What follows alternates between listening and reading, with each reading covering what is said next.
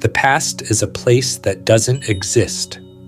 Close your eyes for a second and try to touch the past. Go ahead. Take a moment that happened a week ago and hold it in your hand.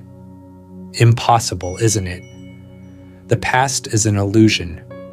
It only exists inside your mind, like a file you insist on opening and reopening, hoping to find something new. But there's nothing new there. Just the same old regrets, the same repetitive thoughts, the same useless guilt. You can relive a memory 1,000 times, but you can never change it. That means every time you cling to the past, you are voluntarily imprisoning yourself in something that cannot be altered. Now, look at your life today. How many decisions have you avoided making because you were too busy analyzing an old mistake? Buddhism teaches that living in the past is like carrying a corpse on your back, something that has already died but you refuse to bury.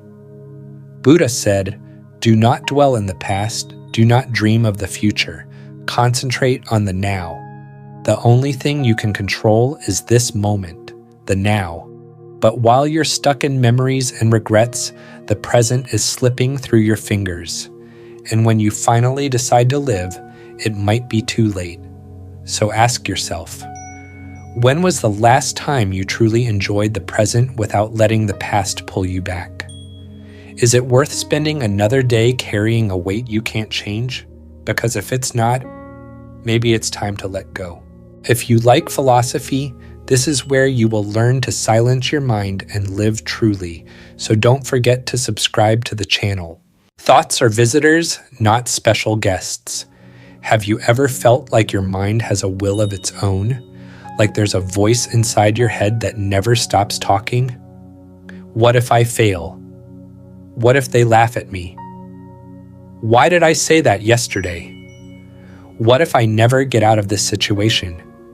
These thoughts appear without warning, invade your mind, and take over your day.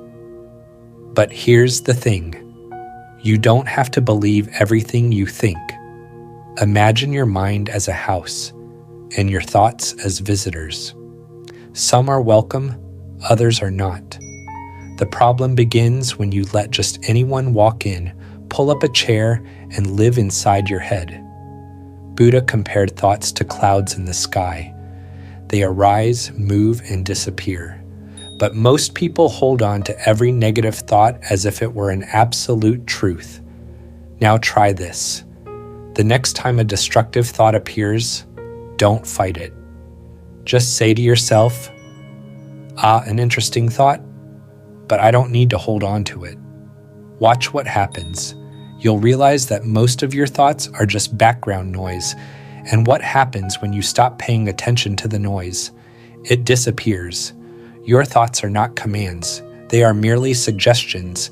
You can choose which ones to listen to, and if you can choose, why keep listening to the ones that harm you?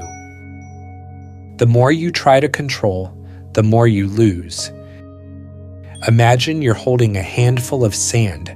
If you keep your hand slightly open, it stays there, firm and intact.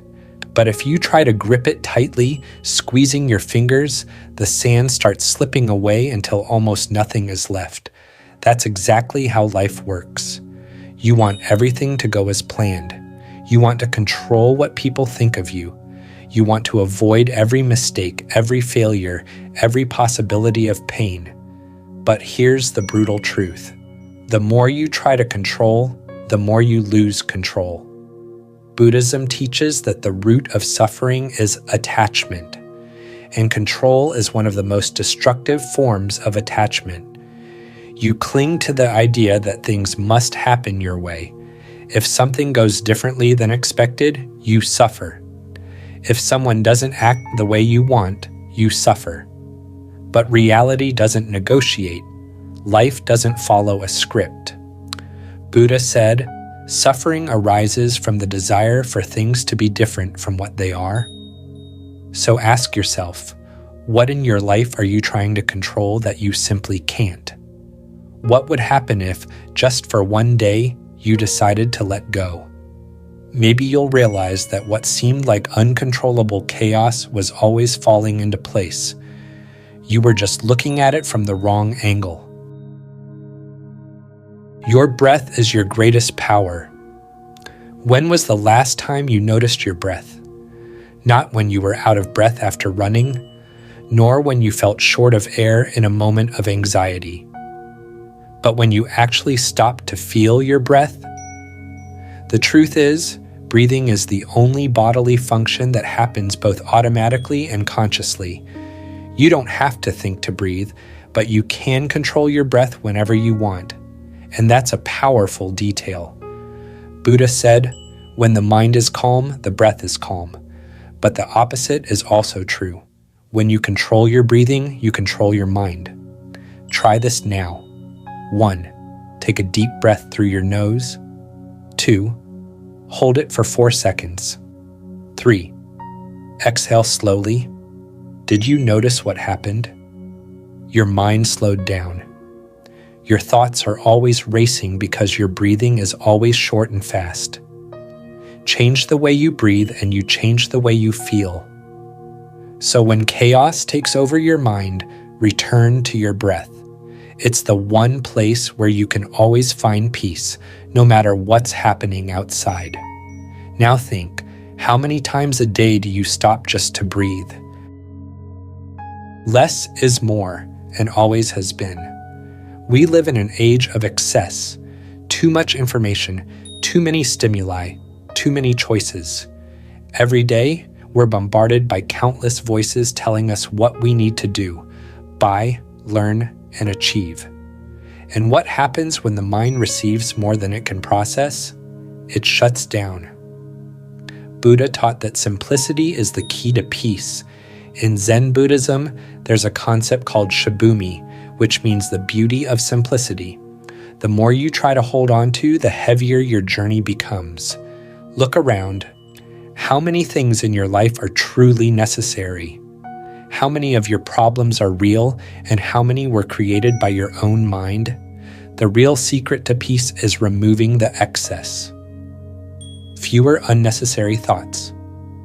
Fewer distractions pulling you away from yourself. Fewer worries that change nothing. Simplicity isn't about having less. It's about having only what truly matters. So the question is, what in your life today can be left behind?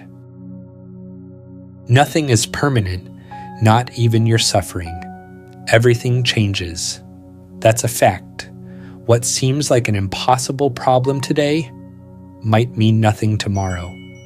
The pain that feels unbearable now will one day be just a distant memory. But in the moment we're suffering, we fall into the illusion that the pain will last forever. But it won't. Buddhism teaches that impermanence is the only certainty in life. Nothing, absolutely nothing, stays the same forever. Not happiness, not sadness. Everything is in a constant state of transformation. Buddha said, "All conditioned things are impermanent." When we understand this deeply, we find peace. If you're stuck in a cycle of worry, suffering, or anxiety, try this. 1. Think about something that worried you 5 years ago. 2. Does it still carry the same weight today? Probably not. What once seemed overwhelming has faded with time. The same will happen with whatever is bothering you now. Life moves forward. Nothing is fixed, not your pain, not your fears. So, if everything changes, why spend so much time holding on to what will inevitably disappear?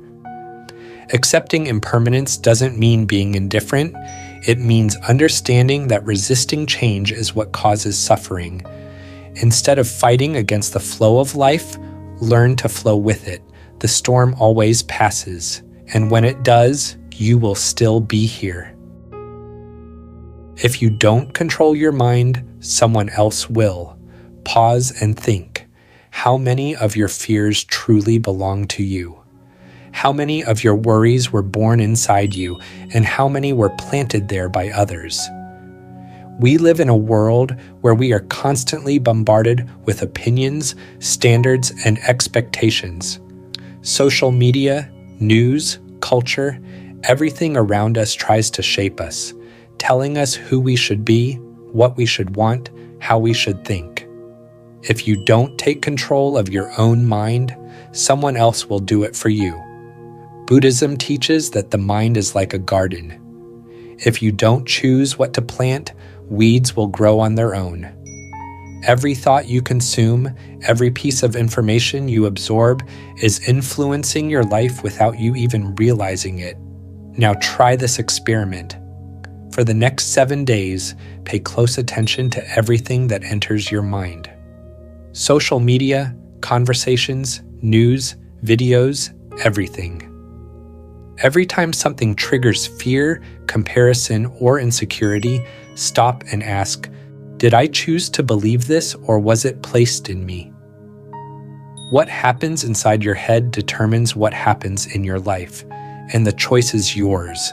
Will you be the owner of your mind or a prisoner of it? Now you know, your thoughts are not your masters. You are not a prisoner of the past. You don't have to hold on to every negative thought. You can't control everything, and you don't need to. Your breath can be your anchor. Less is more. Nothing lasts forever, and most importantly, if you don't control your mind, someone else will. So now comes the real question. What will you do with this knowledge? Because hearing these truths is easy, but applying them, that's a different story. Most people will leave this video and go back to the same thought patterns they've always had, but some, maybe just a few, will choose to change. If you want to be one of those people, do this. Pick one of the 7 teachings and apply it today. Just one. Come back here in a week and tell me what changed. Transformation doesn't come from listening, it comes from action. And now, the choice is in your hands.